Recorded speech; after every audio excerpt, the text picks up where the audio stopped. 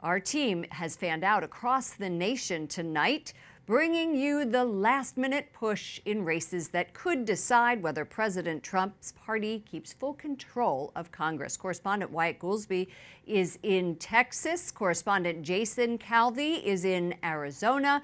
And correspondent Mark Irons is in Indiana. We begin this evening with Mark Irons, who is live at a Make America Great rally.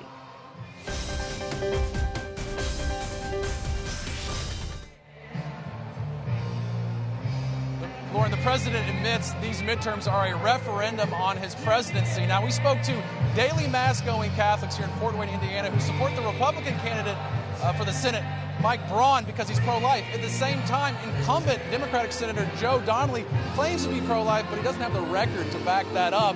President Trump says when voters go to the polls tomorrow, everything's at stake.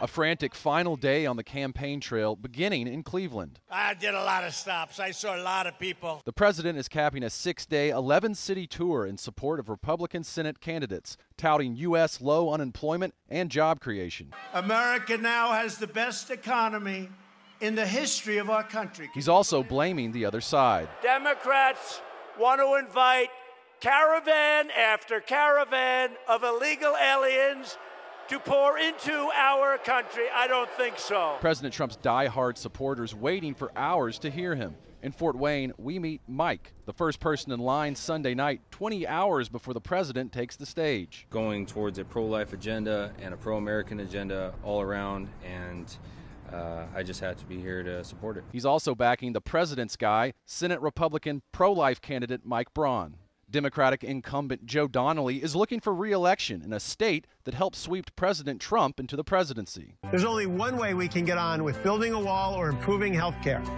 Stop demonizing the other side. At St. Charles Borromeo Catholic Church in Fort Wayne, pro-life parishioner Everett Espy isn't buying Democrat Joe Donnelly's conservative-seeming ads. He's pro-gun, pro-life. Joe Donnelly says he's pro-life. I believe he is. But his party isn't. His vote is going to Mike Braun. President Trump is so focused on this race, he also campaigned for Braun days ago in Indianapolis. A different scene last night in Gary, Indiana. The main reason I'm here is to make sure that we send Joe Donnelly back to the U.S. Senate.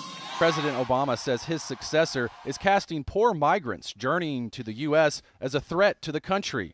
Retired Army vet and Fort Wayne Catholic Jim Monier is upset with the president for that very reason. To treat and act like we're being invaded by an army of criminals and rapists and whatever, that's silly.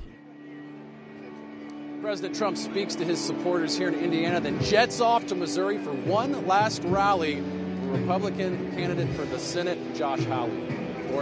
Mark, just how close is this Senate race in Indiana?